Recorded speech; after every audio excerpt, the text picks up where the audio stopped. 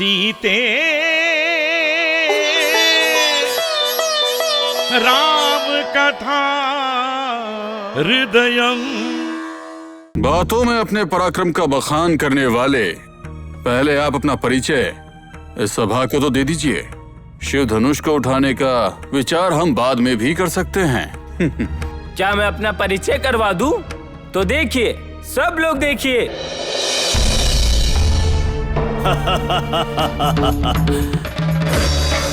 जिसके नाम को केवल सुनते ही त्रिलोक भी डर कर कांपता हो, जिसके तप से संतुष्ट होकर चतुर्मुख ब्रह्मा ने जिसे वर दिया था, जिसने शिव के कैलाश पर्वत को उठाकर अपने पराक्रम से हिला दिया था, विश्रवावसु का पुत्र, पुलत्स्य का पौत्र रावण, दशाकंठ रावण।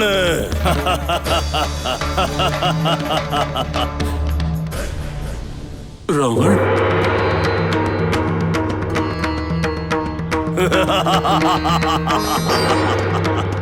इस शिव धनुष को उठाने के लिए इतने श्रम की क्या आवश्यकता है?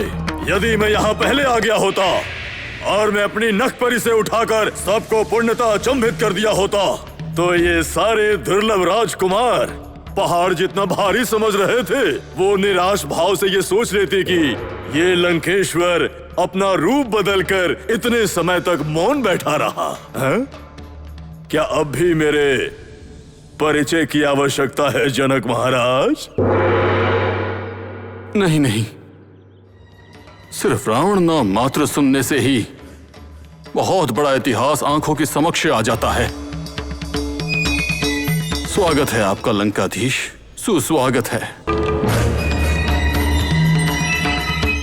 जिन्होंने आपके पराक्रम के बारे में सुना है, वो आज देखने के लिए यहाँ विराजमान है।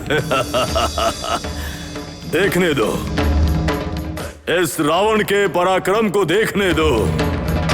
इन राजाधिराजों के समक्ष पहाड़ जितना भारी जो ये शिव धनुष है, इस रावण के हस्त में बस एक तिनके के समान आने वाला है। ये देखकर सबके मुख पर प्रसन्नता आ जाएगी।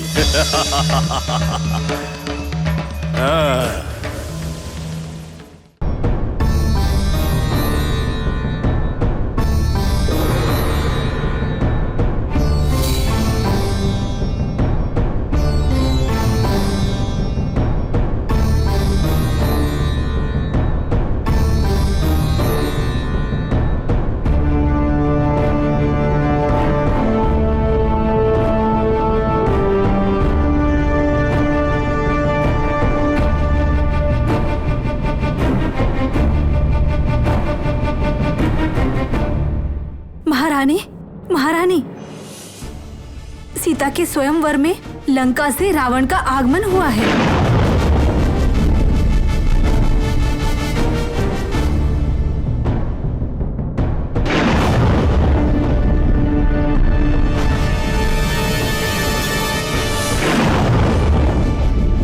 चाहे कुछ भी हो, मेरी प्यारी सीता का विवाह उस रावण से कदापि ना हो, उस रावण से ना हो।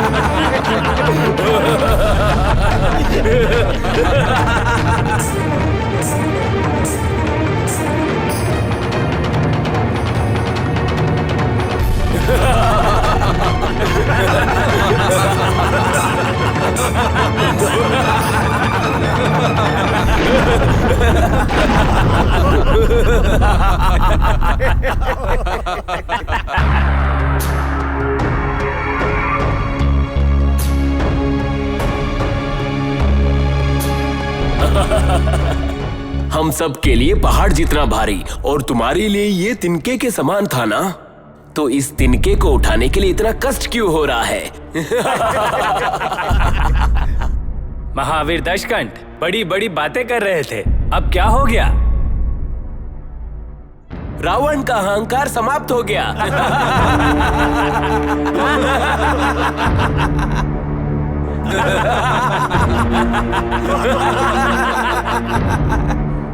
रावण का घमंड चूर चूर हो गया।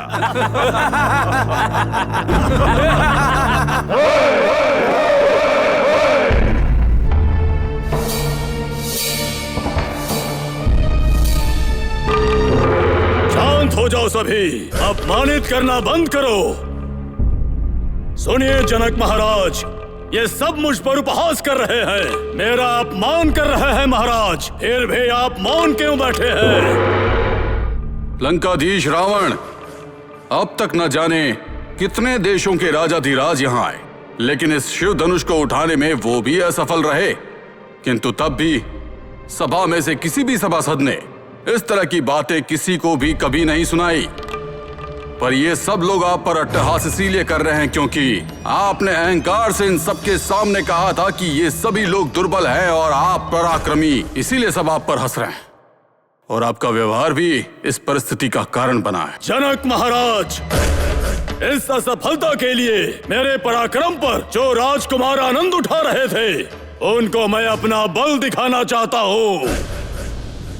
अब तक आप सभी ने रावण के बारे में जो कुछ भी सुना है, उस पराक्रमी रावण का एक छोटा सा पराक्रम था, परंतु आज जो नहीं हुआ वो होगा और वो भी अधिक होगा।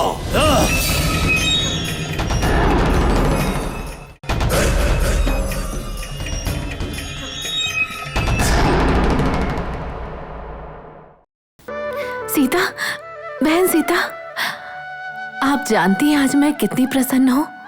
तुम बताओगी तब मुझे पता चलेगा ना। वो रावण शिव धनुष को उठाने में असफल हो गया, उसका घमंड चूर हुआ और अपमानित होकर हमारे मिथिला से वो चला गया। मैं जानती थी उर्मिला। हाँ, आप कैसे जानती थी? किसने बताया बहन? इस पंछी ने। जो इस चित्र में दिख रहा है उस पंछी ने? इस चित्र के पंछी ने नहीं बताया। इस चित्र को बनाने का जो कारण था उस दिन बताया था ना, कि केवल कोई पुरुषोत्तम ही आकर वो शिव धनुष उठा पाएंगे, और रावण अधम पुरुष है ये तुमने ही तो बताया था। ऐसे में मुझे विश्वास था कि वो शिव धनुष को नहीं उठा पाएंगे। सीता बहन, आपका भरोसा, आपके विश्वास के सामने कोई टिक नहीं पाएगा।